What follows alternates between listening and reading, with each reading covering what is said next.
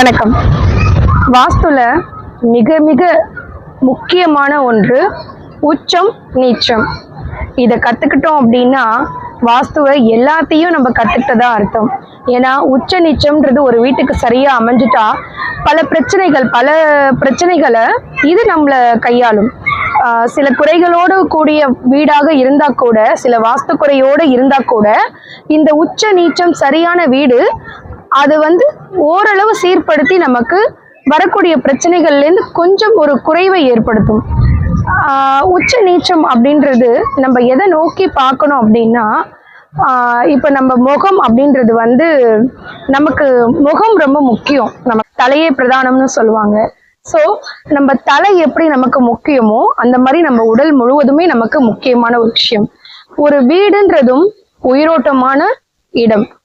அதுல வாஸ்து புருஷர் எந்த பக்கம் தலையை வச்சு படுத்திருக்காரோ அந்த இடத்த நீங்க திறந்து ஒரு வழியா ஒரு பாதையா அமைச்சுக்கிட்டீங்க அப்படின்னா அது உங்களுக்கு நல்ல விஷயங்களை உங்களுக்கு கொண்டுட்டு கொடுக்கும்.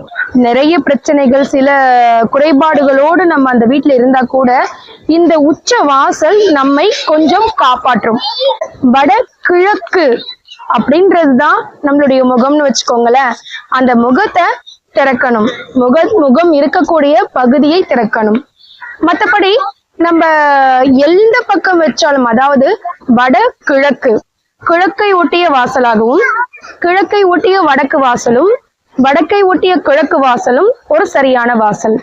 அதே போல நமக்கு ஆகினேயத்துல, அதாவது கிழக்கை ஒட்டிய தெற்கு வாசல், வடக்கை ஒட்டிய மேற்கு வாசல், இந்த 4 வாசலும் உங்களுக்கு மிக சரியான வாசலாக இருக்கும். இதே நீங்கள் மாறாக உங்களுடைய ஈசானியத்தை பார்த்து ஒரு வாசல் இல்லாமல் அதற்கு நேர் மாறாக, அதற்கு நேர் எதிரான நைருதியை நீங்க பார்த்து ஒரு வாசல் வைத்தால் அது ஒரு மனிதனை முகத்தை திறக்காமல், அவங்க முகத்தை நம்ம கவர் பண்ணிட்டோம், அவங்களால நடக்க முடியாது, கண்ணு தெரியாது. முதல்ல நம்ம முகத்தை திறக்கலைன்னா நம்மளால பார்க்க முடியாது. நம்ம தலையை ஃபுல்லா நமக்கு கட்டிட்டாங்கன்னா நம்மளால மூச்சு விட முடியாது. இந்த இறுக்கமான சூழல் அந்த வீட்டில் வசிப்பவர்களுக்கும் ஏற்படும். அதனால தயவு செய்து உச்சம் நீச்சம் பார்த்து ஒரு வீட்டுல சரியான வாசல் இருந்துருச்சுன்னா மற்ற குறைபாடுகள் இருந்தா கூட நம்ம அதுல இருந்து கொஞ்சம் தப்பிச்சிடலாம்.